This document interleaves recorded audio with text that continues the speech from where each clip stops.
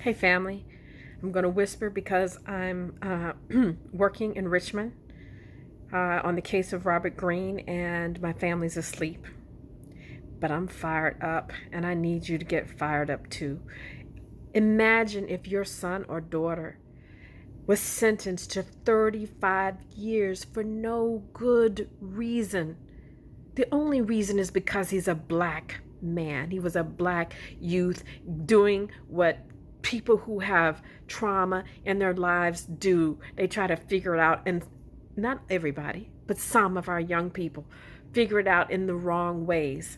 We don't give them a 35-year sentence like they're animals, and nobody does that to their children. Puts them in behind iron gates, stops their education, fills their body with substandard food. He hasn't been sitting on a beach or in a classroom or getting a college education for the past 20 years. He's been held. His freedom has been denied him. His opportunity to marry, have children has been truncated, but there is still time. He's still young. But we stripped away a big part of his youth, and that is diabolical. That is unacceptable. It is shameful. He is 40 minutes from where I am right now in a cage. This is our uncle, our nephew, our cousin, our son. It's unacceptable. And this life sentence could turn into a death sentence. There's a case of COVID, and a man has died there in the complex in the past month.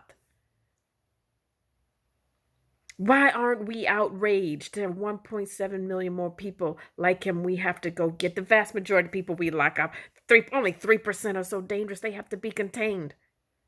So please just stop with what about the rapists, the murderers, and the incest. First of all, Robert is none of those.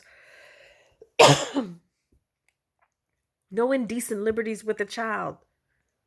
Property damage, and the worst thing was an officer scraped his knee in a tussle. Like, what kind of heart do you have to watch a young man like this be sentenced, to even ask for that kind of sentencing? So we need him to be released. His application for commutation of his sentence has gone to the highest levels. It's been reviewed. He's been told to prepare a home plan. He has a home plan. He's in our mentoring program. All we need is a release date. That's all I'm asking. Governor Northam, please give us a release date, and we will make sure he's picked up and taken to his home, his location. And we will continue to walk with him in his reentry journey. And he's going to be a phenomenal asset to us. Virginia has spent $400,000 on his incarceration. We could have sent him to Howard, Morehouse, any number of schools for that. And he could have gotten a PhD by now. And he's capable of it.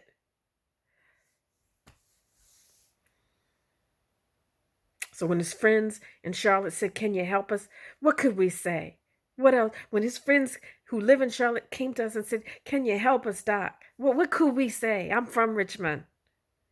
We need your help. When you see that number go up, we need you to call and call and call and call until we have a release date. The 20th anniversary of his sentencing is coming up on October 19th. He deserves to be out. The Lord told me when I came here in July to check on my father, he said, the next time you come to Richmond, don't leave Virginia without him, without his release date.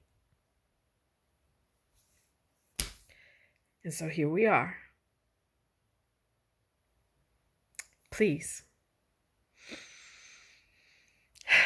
let's do this. Let's get this young man home, to his family, to his community, to the rest of his life. God bless you. Thank you. We love you. We appreciate each of you. All your prayers, all your support. You're in this with us, and we know it. Stand by.